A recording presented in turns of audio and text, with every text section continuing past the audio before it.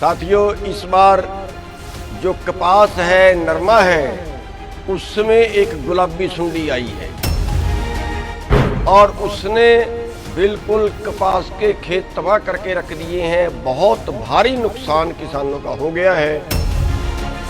अब वो पता नहीं कोई जो बीटी बीज है उसमें कोई गड़बड़ की संभावना है। एक तो सरकार उस बीटी बीज को चेक कराए कि वो सही है या नकली है, कहीं गलत तो नहीं दे दिया, कहीं किसानों से बेईमाना को धोखा तो नहीं हो गया। और अगर ऐसा हो गया हो तो तुरंत दोषियों के ऊपर या कंपनी के ऊपर तुरंत मुकदमे दर्ज करें। हरियाणा सरकार भी और पंजाब सरकार भी तुरंत इसका सर्वे करवाए, अपने जो उनके कृषि वैज्ञानिक है उनको तुरंत खेत में भेजे। कम से कम 40,000 रुपए एकड़ की उनकी भरपाई करे जिनका फसल तबाह हो गई है। तो इस पे सरकार तुरंत एक्शन ले, और अगर सरकार तुरंत एक्शन नहीं लेती तो फिर किसानों को इकट्ठे करके इस पे कोई बड़ा प्रदर्शन की तैयारी की जाएगी। साथियों नमस्कार।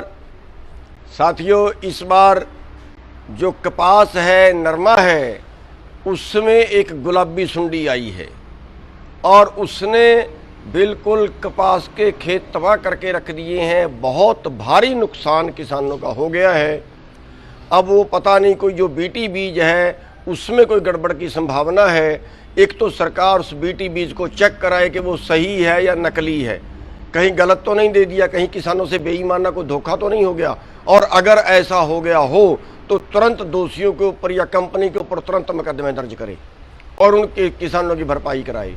और दूसरी बेनती सरकार से ये कि हरियाणा सरकार भी और पंजाब सरकार भी तुरंत इसका सर्वे करवाए, अपने जो उनके कृषि वैज्ञानिक है उनको तुरंत खेत में भेजे और इसके नुकसान की जो है वो भरपाई कम से कम 40,000 रुपए एकड़ की उनकी भरपाई करे जिनका फसल तबाह हो गई है। अगर उनकी आधी तबाह हुई है, आधी बच गई है, तो कम से कम 20,000 मुआवजा उनको फिर भी मिलना चाहिए। तो ये हमारी हरियाणा और पंजाब सरकार से, दोनों सरकारों से बेनती है कि दोनों सरकारें तुरंत इस पे ध्यान दें। बहुत बड़ा एरिया है हरियाणा और पंजाब का जिसमें इस बार गुलाबी सुंडी ने बिल्कुल खेतों को तबाह करके रख दिया है।